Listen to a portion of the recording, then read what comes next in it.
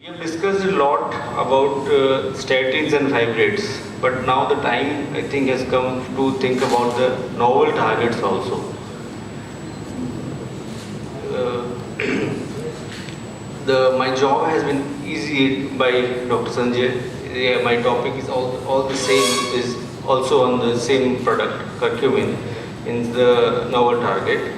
And as you know, the cardiovascular disorders is now become the number one causes of mortality, not only in India but globally also. And the 12 to 16% of patients are young. Now they are coming with not only single vessel disease, not only thrombosis, but with triple vessel disease, and we have to refer these young patients for CABG also. And we don't know the exact etiology in those patients. The risk factors, the known risk factors, we know that diabetes, dyslipidemia, hypertension, others. But we still have to search about the recent inflammation, other factors. In around 43% there is at least one risk factor, but in around 19% there is no conventional risk factors. Out of the novel risk factors, the HSCRP is the most studied and convinced by all over the world, and others being like homocysteine and lipoprotein little a. Those are also being researched, but others like SCD40 ligand or the TNF alpha or interleukins, they are still in search process. And 60% of those who develop coronary events have only one or even none of the traditional risk factors. And more than half have either normal or mildly increased lipid values.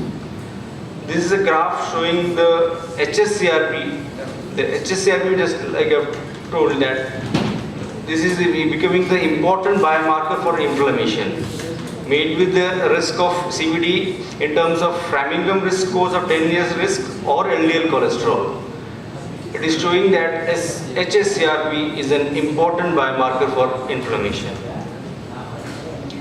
And in 2003, it was told like that the entire adult population should not be screened for HSCRP. But gradually in 2010 and 2013, they are telling that the CRP should be measured in at least in elderly people or the high-risk patients. In 2013, ACC and AHG have told that the use of SHRP for stratifying the high-risk patients for atherosclerotic cardiovascular diseases. Coming to the pathogenesis of atherosclerosis, once the monocytes, activated monocytes enters into the endothelium, and with the entry of internalization of LDL, the LDL then converts into oxidized LDL, which is the most trigger for inflammation, and then the activated monocyte becomes the macrophage and release of NFK beta, just like Dr. Sanjay has already described. This is NFK beta, NFKB, and PPRA gamma. This NFKB pathway has the main the curcumin acts on the NFKB and the master switch of inflammation and inhibits it. The defense mechanism also, there is in the kynurenine pathway, the 3-hydroxyanthanilic acid, which is a sort of defense mechanism. I will show it in the later slides. The novel targets are tryptophan metabolites HAA and NFKB inhibitor curcumin.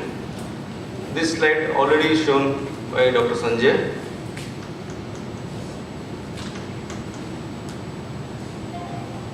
And the mechanism of action also shown by him.